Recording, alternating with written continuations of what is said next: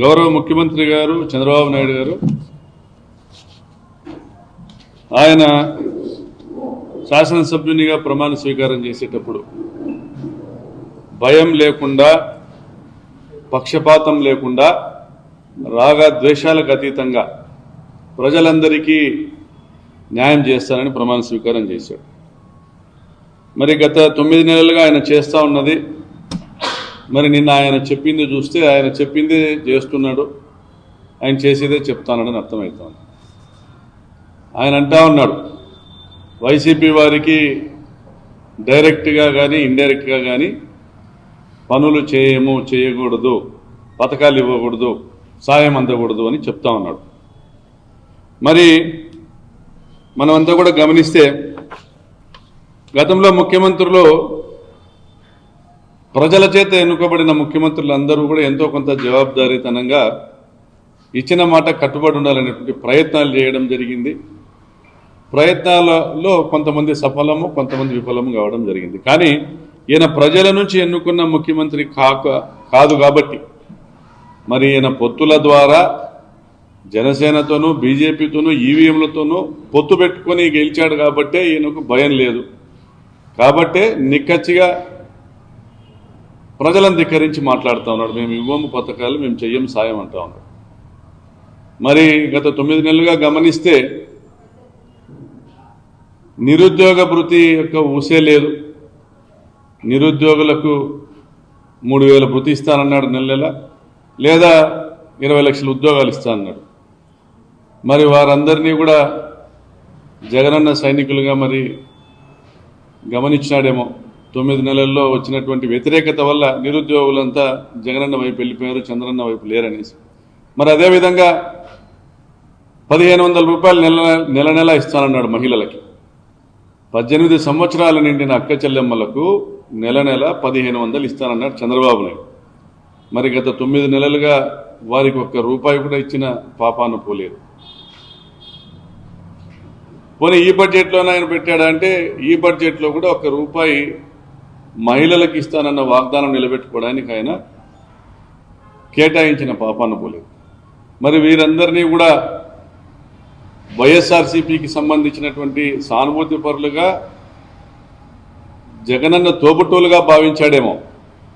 మరి వాళ్ళకి ఎగ్గొట్టాడు పథకాలు, అదే చెప్తా ఉన్నాడు సాయం చేయము, వైసీపీ వారికి సాయం చేయము, డైరెక్ట్గా కానీ ఇండైరెక్ట్గా కానీ.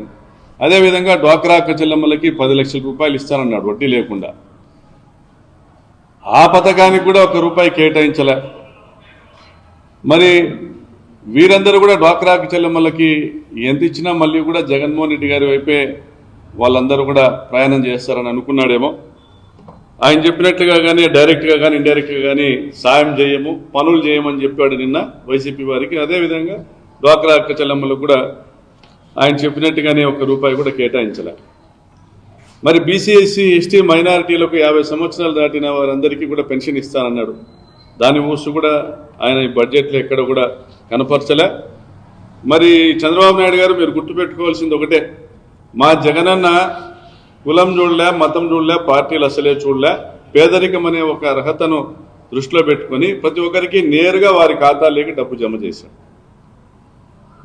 మరి పేదవారిని గుర్తించడానికి వాలంటీర్ల వ్యవస్థ ఏర్పాటు చేశాడు. వాలంటీర్ల ద్వారానే పథకాలు ఇచ్చాడు.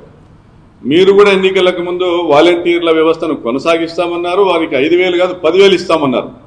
కాబట్టే పథకాలు ఇవ్వడానికే మీరు వాలంటీర్లను కొనసాగిస్తున్నారని ప్రజలు భావించారు.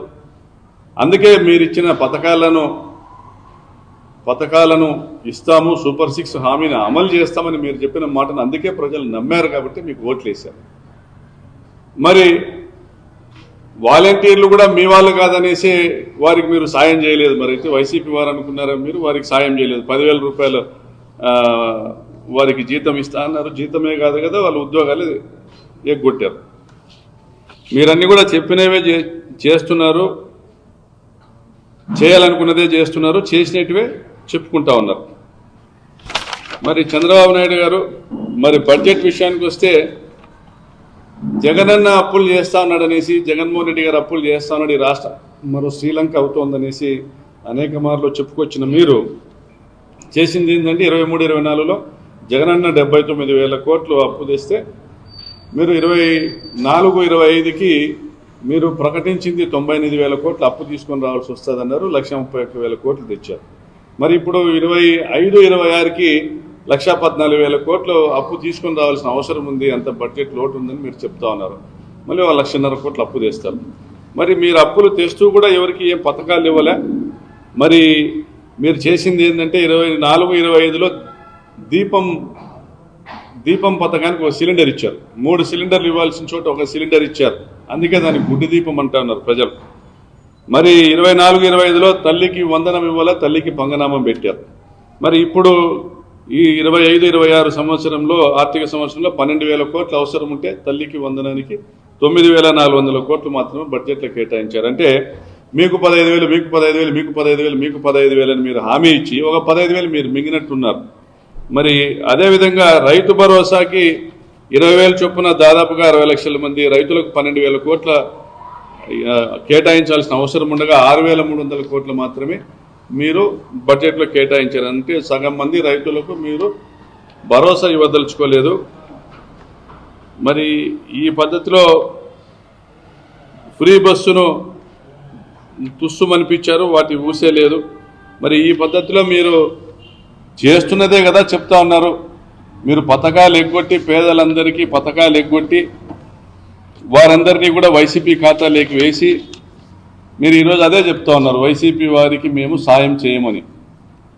ఒకటే గుర్తుంచుకోండి, ఈ 5 సంవత్సరాలు జగనన్న 5 ఏళ్ల పరిపాలన చూసిన ప్రతి ఒక్కరూ కూడా నాతో సహా జగనన్న సంక్షేమాన్ని అందుకున్న వారు కానీ, జగనన్న అభివృద్ధిని చూసిన వారు కానీ, జగనన్న వెంట నడిచిన ప్రతి ఒక్కరు కూడా ఈ 5 ఏళ్ళు కూడా మీరిచ్చే పథకాలకు ఆశపడరు.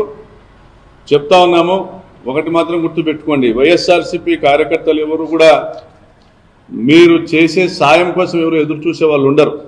మేమందరం ఒకటే చెప్తా ఉన్నాం, జగనన్న వెంటే ఉంటాం, జనంతోనే ఉంటాం, జనంలోనే ఉంటాం, లేదా మీరు పెడితే మమ్మల్ని జైల్లో ఉంటాం తప్ప ఎవరు కూడా మీ బుడ్డా బెదిరింపులకు భయపడేటువంటి పరిస్థితి లేదు. మీ యొక్క నిజస్వరూపాన్ని మీరు ఈరోజు చూపించుకుంటా ఉన్నారు.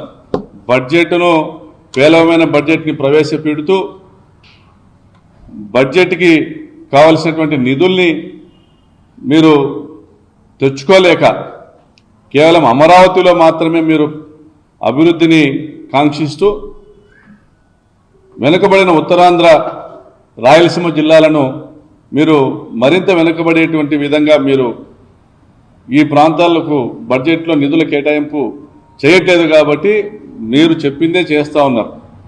జగన్మోహన్ రెడ్డి గారిని అభిమానించేటువంటి ప్రాంతాలకు మీరు సాయం చేయట్లేదు. జగన్మోహన్ రెడ్డి గారిని అభిమానించేటువంటి మహిళలకు మీరు మోసమే చేస్తూ ఉన్నారు.